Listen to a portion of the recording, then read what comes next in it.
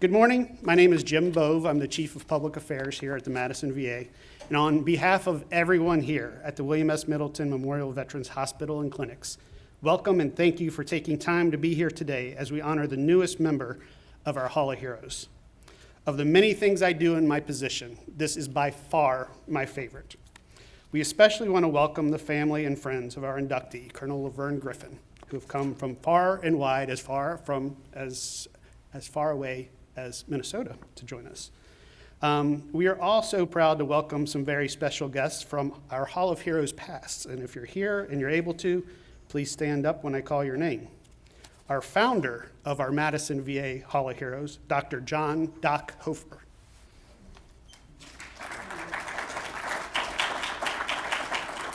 I have not seen him, so I don't know if he snuck in. 2009 inductee, United States Army Lieutenant James Morgan. There he is. 2014 inductee, United States Army Private First Class Ralph Warner.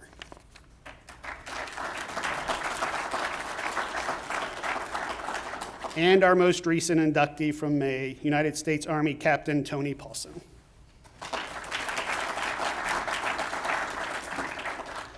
Ladies and gentlemen, if you're able, please rise for the presentation of colors by American Legion Post 360 Color Guard from Waunakee, and please remain standing for the playing of the national anthem.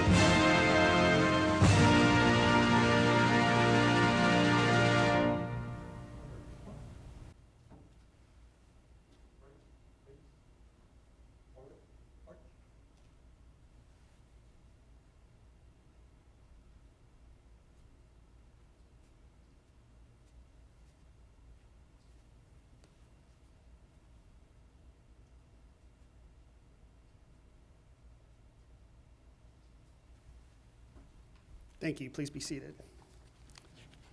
At this time, we'd like to share a short video introducing you to our Hall of Heroes program.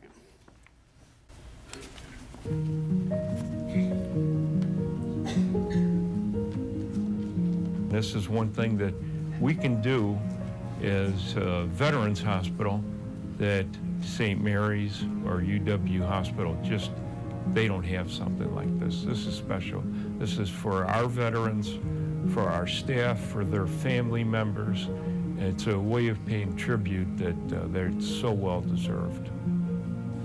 I joined the VFW in Middleton, post 8216, and for me that was a changing point in my life. It was brought together a bunch of similar people that have experienced war, and probably changed their lives forever.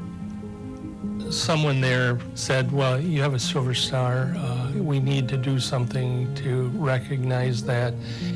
And the rest is history. I hang on the wall, and the thing, I guess if nobody would have ever done that, identify me, it'd still be hidden. This is their chance. It's going to mean so much to have their family, friends, and actually be in a safe environment versus their initial wards. It could have been right after action that some general could have pinned on the medal, and it's forgotten. But to have a ceremony like this, I think it means a lot to them. It meant so much to family, VA staff, everybody that knew the veterans just got to hear their stories. And it's in a great place where everybody sees that goes through there, and you know, the workforce at the VA know you. They've read your story. They've seen you, and they know who you are and what you have done.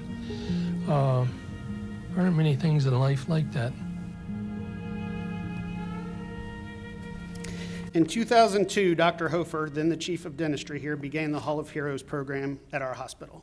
His idea was to honor veterans in the Madison area whose military service was especially heroic. Since the initial ceremony, the program has inducted 17 veterans, today will be our 18th, representing 4 different branches of service and various awards. In fact, we are in the process, shameless plug here for my public affairs team, we are in the process of putting all of these plaques and all of our past ceremonies on our website. So if you go in, you Google Madison VA Hall of Heroes, you will be able to not only virtually see all the plaques, but you'll be able to watch any of our past ceremonies. Right now, we have them dated back to 2019, but the others will be following soon. Today, Colonel Laverne Griffin will join the following distinguished veterans in our Hall of Heroes: Sergeant Robert Botts, Captain Donald Heiliger, Sergeant David Brenzill, Corporal James Stevenson, Private First Class James Anagonistopoulos, Lieutenant James Duncan, Sergeant Harry Dickerson, Lieutenant James Morgan, Sergeant Joshua Brennan, Private First Class Ralph Warner, Sergeant First Class Thomas Renault, Staff Sergeant Daniel Bush, Captain Scott Alwyn, Sergeant Thomas Feeney, Lieutenant Norman Morozic, Sergeant Akira Toki, and Captain Tony Paulson. And today, we are so honored to induct Colonel Laverne Griffin, a flyer, a curler, a family man. Now, you're going to hear a lot about him during these presentations, but I do want to introduce something to you, if you're not familiar, that you'll hear either directly or indirectly, and that's a military term called an overflight. In 1954, Colonel Griffin participated in 3 flights over what was then USSR during the Cold War to gather military intelligence. Mind you, this was long before drones, long before satellites, and for you younger generations, long before Alexa and Siri told us where to go. Military leaders depended on their troops to fly over enemy territory, putting their lives at risk to take photos and gather intelligence. Not everyone returned safely. Thankfully, Colonel Griffin did. Not once, not twice, 3 times. So with that in mind, I'm pleased to welcome our Assistant Director of the hospital, Abe Rabinovitz. Please join me in welcoming Abe to the stage.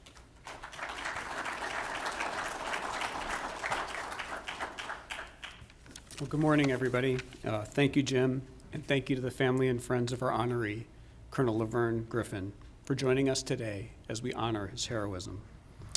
The Hall of Heroes is our way here at the Madison VA Hospital to honor and recognize local veterans and service members who served their country in war and have been awarded military decorations for valor, heroism, and specific combat actions.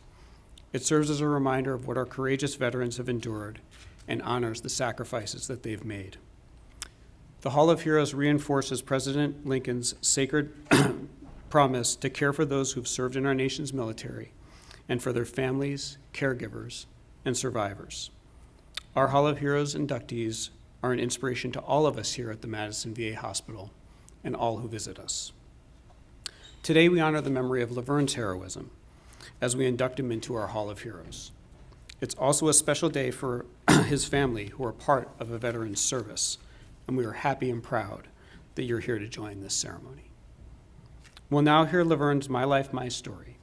My Life, My Story staff members interview veterans or their family members to share individual stories with medical providers so that they can get to know the veteran and provide the best individual care possible. Family and friends shared Laverne's stories with our My Life, My Story program coordinator, Thor Ringler. And at this time, I'd like to welcome Thor to the stage to share with us the story of Colonel Laverne Griffin. Thor.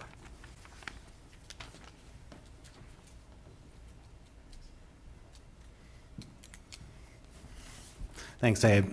I'm very honored to be here, and a special thank you to Mary Griffin, whose words these are. I interviewed her last month, and this is kind of an inside picture of her time with her dad, and a picture of him as more than just a hero, more than just someone who was in the military, but also a family man and someone who did very honorably in all parts of his life. So I will read this, and any mistakes are mine, by the way. So, my dad loved to fly. He did something that takes a very skilled pilot to do, but it wasn't until 50 years later that anyone knew about it. He led 3 top-secret flights into the USSR, took photographs of Soviet air bases in Siberia. He was awarded a Distinguished Flying Cross for each of those missions. But what those medals were awarded for stayed a secret for 50 years. When the documents and photos finally did get declassified, they had a symposium about the overflights in Washington, D.C., and my dad got to go. He was very proud of the fact that he took the first photos from those flights. But I also know that he thought it was just part of his job, a cool part of his job, but his job was flying. It wasn't until relatively recently that people started saying, oh, he's a hero. But I don't really think of my dad that way. He was just such a straight-up guy. There wasn't anything phony about him. He'd look you in the eye, shake your hand, and expect you to do a good job. He didn't want to hear about the little stuff. And people, in turn, would do a good job for him. They'd rise to the occasion for him because he just assumed that you were going to do your best. Not perfect, but your best. Back when he was going to Penn State, he had a friend, Charles Ackerman, who was married with his first kid.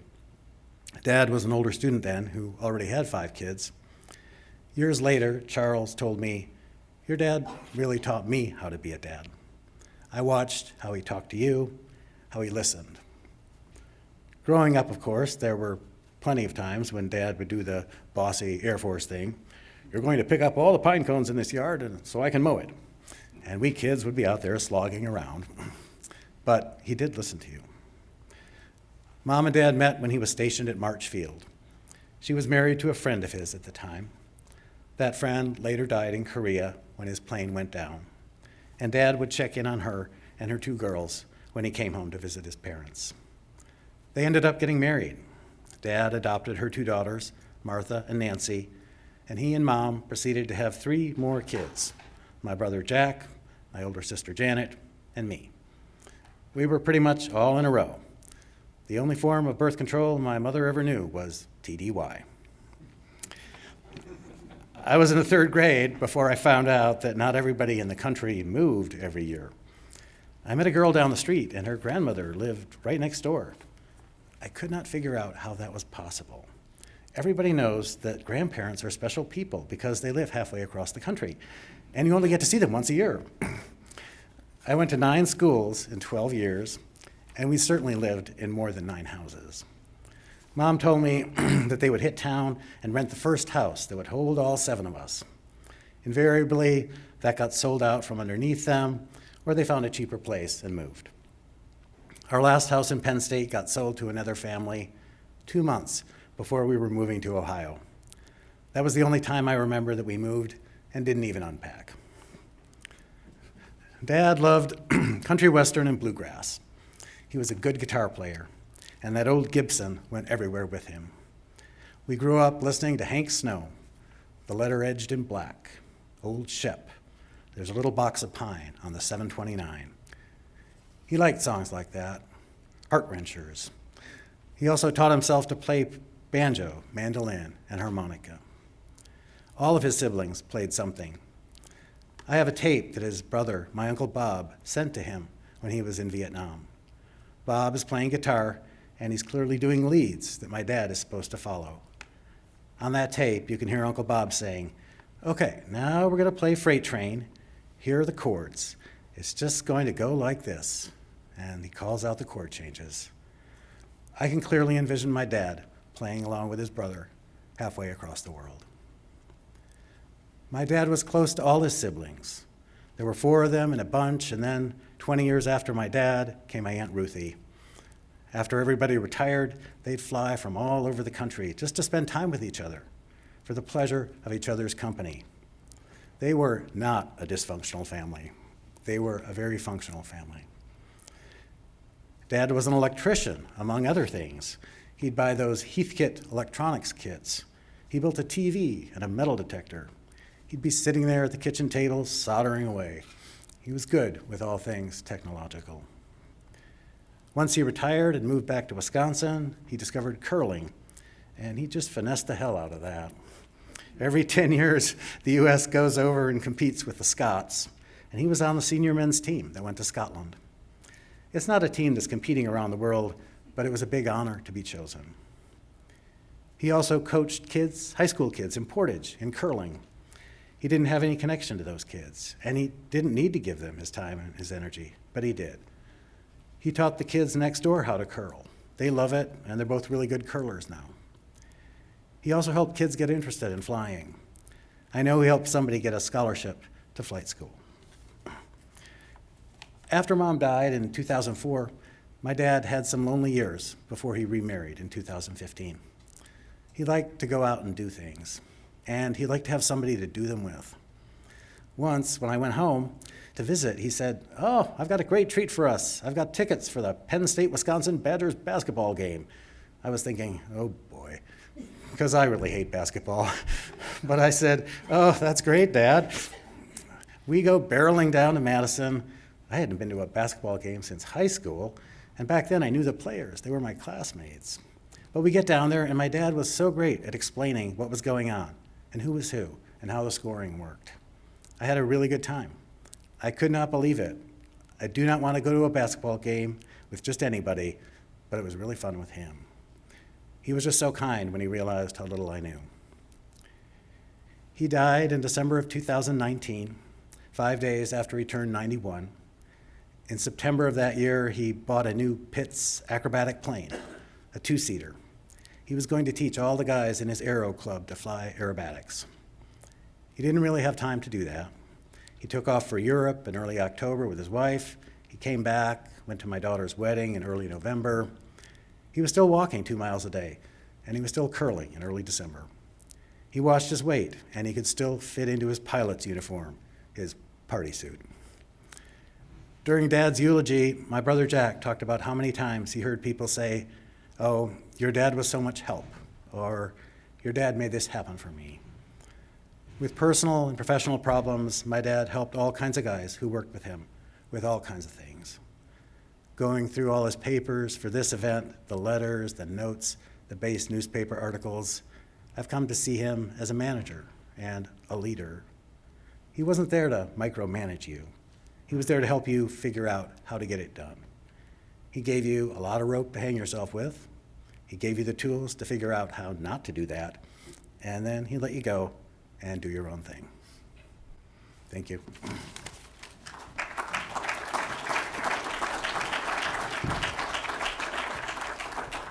Thanks, Thor.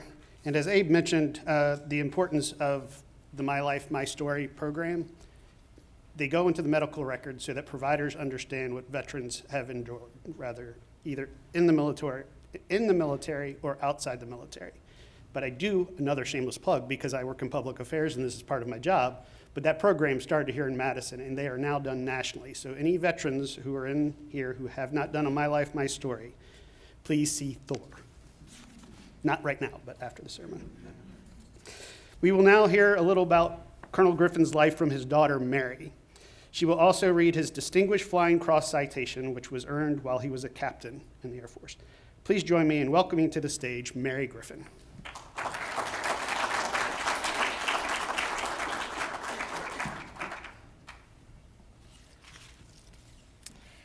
You know how kids say, "You're not the boss of me"? We grew up knowing that the Air Force was the boss of all of us. My dad was an Air Force pilot, and we were an Air Force family. The Air Force values honor and discipline and service to your country, and these were my father's values, and subsequently ours. The Air Force also values taking care of its own, and for my dad, service meant taking care of the people he worked with. My dad was a very good pilot, and he served his country well with his flying skills in the Air Force, the Marines, and the Air National Guard. He was also a very good leader and possibly served his country even better with his mentoring and management skills. He knew how to lead without using his rank. He helped pilots become better pilots. He improved safety and morale and cooperation in his squadrons. He helped look out for the families of men missing in action. He was asked for and gave career advice, personal advice, and technical advice. He worked hard to develop his people regardless of rank, color, or creed. He gave them the tools they needed to succeed in their jobs and enough runway to do it. He gave far more than the Air Force asked of him. His service to his country and his Air Force family was much deeper than his achievements as a pilot, and that's the legacy he left us. We appreciate what the VA is doing to recognize veterans in our military family in Wisconsin. And I would like to read the citation for the first Oak Leaf cluster of his Distinguished Flying Cross Award. Captain Laverne H. Griffin distinguished himself by extraordinary achievement while participating in aerial flight in 1954.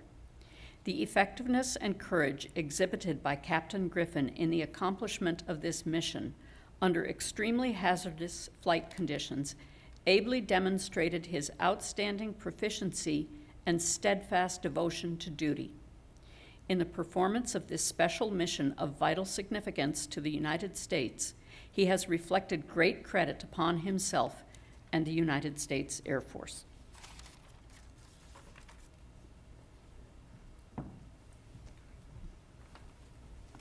Thanks, Mary. I now invite Mary to join Abe on stage for the formal induction and unveiling of the plaque.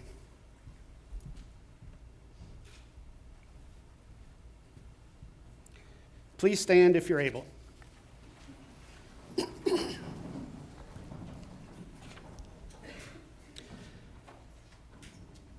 While serving in the United States Air Force, Colonel Laverne Griffin distinguished himself while participating in aerial flight, earning 3 Distinguished Flying Crosses. Through action and deed, he brought great credit upon himself, his family, his service, and his country.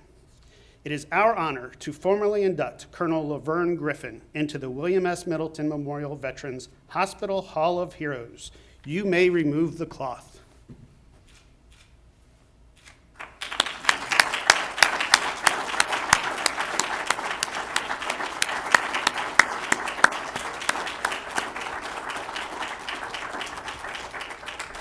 You may be seated.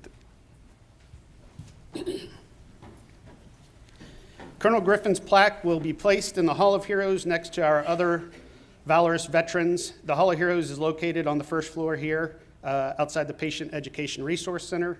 Hang a right as you leave here, and you'll be able to see them all.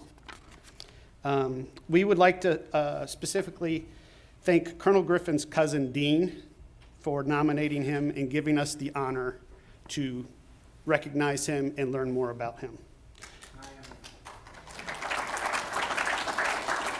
We again want to thank Colonel Griffin's family and friends for joining us today. We know that when somebody serves in the military, everybody around them serves, as you said. The Air Force led your life. So if there's anybody who understands that, it's the people in this hospital. So thank you again for coming and joining us and allowing us to honor Colonel Griffin. You will be getting an invitation. You are more than welcome to come to any ceremonies in the future. We hope we can see you here, but we understand, especially being in Minnesota, Mary, if you're unable to make it.